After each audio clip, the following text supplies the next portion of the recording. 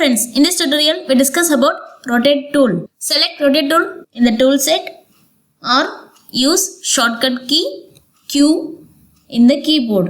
Your rotate angle is ready. So first select your object, then click, again select your arm, then drag, click again to finish.